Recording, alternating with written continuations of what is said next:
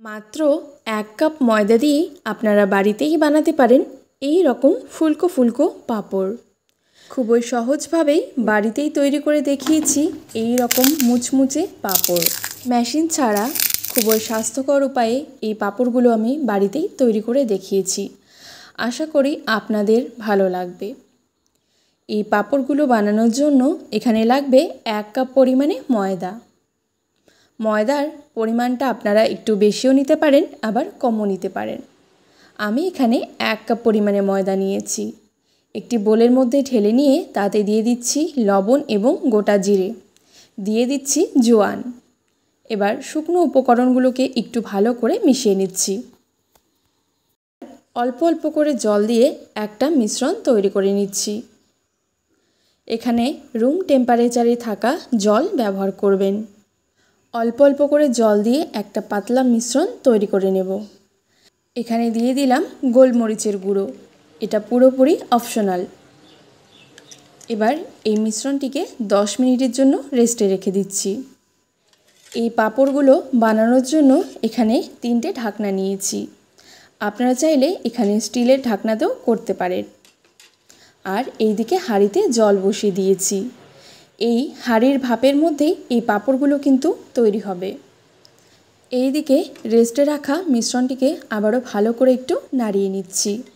আশা করি আপনারা দেখে বুঝতে পারছেন আমি এই মিশ্রণটি ঠিক এই রকম ঘনত্বের করেছি, যাতে মিশ্রণটি ভালো করে বোঝার জন্য একটি চামচের মধ্যে আমি নিয়েছি এবং দেখতে পাচ্ছেন খুব সুন্দরভাবে কিন্তু চামচের গায়ে লেগে আছে।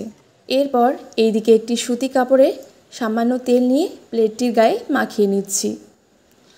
প্লেটটির মধ্যে এবার 1 চামচ পরিমাণে মিশ্রণ দিয়েছি এবং চারিদিকে খুব সাবধানে এবার এই মিশ্রণটিকে ছড়িয়ে নিচ্ছি। ঠিক এইভাবে করে মিশ্রণটি চারিদিকে আমি ছড়িয়ে নিচ্ছি। হাঁড়িতে ভাপ উঠে গেছে, এবার এই প্লেটটি দিয়ে দিচ্ছি। তারপর আরেকটি ঢাকনা দিয়ে এটাকে ঢেকে দিচ্ছি। একটি পাঁপড় হতে প্রায় 45 সেকেন্ডের মতো সময় লাগে। অন্যদিকে আরেকটি প্লেটের মধ্যেও ভালো করে তেল মাখিয়ে নিয়েছি এবং মিশ্রণ দিয়ে চারিদিকে ছড়িয়ে প্লেটটাকে রেডি করে নিচ্ছি। এই পাঁপড়গুলো বানাতে কিন্তু খুব বেশি সময় লাগে না। এই ভাপের মধ্যেই পাঁপড়গুলো খুব সহজেই তৈরি হয়ে যাচ্ছে। প্রথমে যে পাঁপড়টি ভাপাতে দিয়েছিলাম সেটি নামিয়ে নিচ্ছি।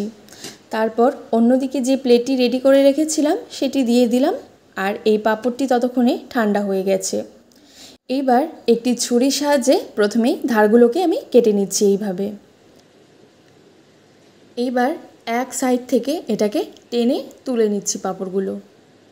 দেখতেই পাচ্ছেন কত সুন্দরভাবে কিন্তু একদম 45 সেকেন্ডের মধ্যেই এই পাঁপড়গুলো তৈরি হয়ে গেল। অন্যদিকে হাঁড়িতে যে আরেকটি প্লেট বসিয়ে দিয়েছিলাম সেটি নামিয়ে নিচ্ছি। এটি ঠান্ডা হয়ে গেছে। এবার প্রথমেই ছুরি দিয়ে কেটে নিচ্ছি, তারপর একটি সাইড থেকে টেনে পাঁপড়গুলোকে তুলে নিচ্ছি। দেখতেই পেলেন খুব সুন্দরভাবে কিন্তু এই রকম করে সবকটি পাঁপড় আমি তৈরি করে নিয়েছি। একটি চালার মধ্যে দিয়ে এই পাঁপড়গুলোকে এবার রোদে শুকিয়ে নিতে হবে।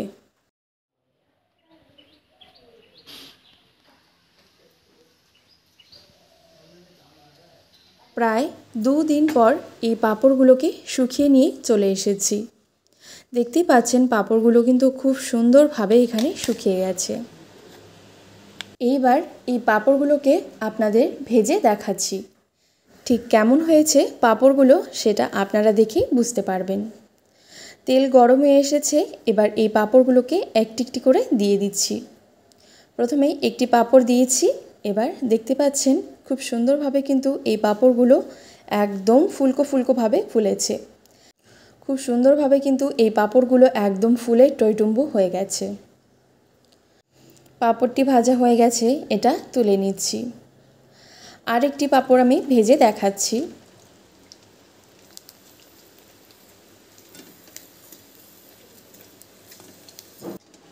দেখতেই পাচ্ছেন কত সুন্দরভাবে এটি ফুলকোভাবে ফুলেছে।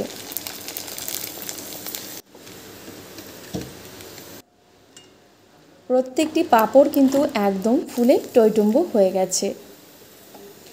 আশা করি আপনারা দেখে বুঝতে পারছেন এই পাঁপড়গুলো কতটা বেশি ফুলকো ফুলকো।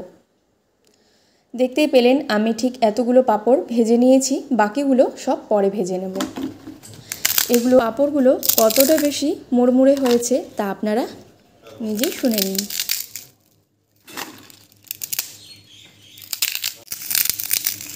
খুবই মুচমুচে এই পাঁপড়গুলো আপনারা এইবার বাড়িতেই তৈরি করে রেখে দিতে পারেন।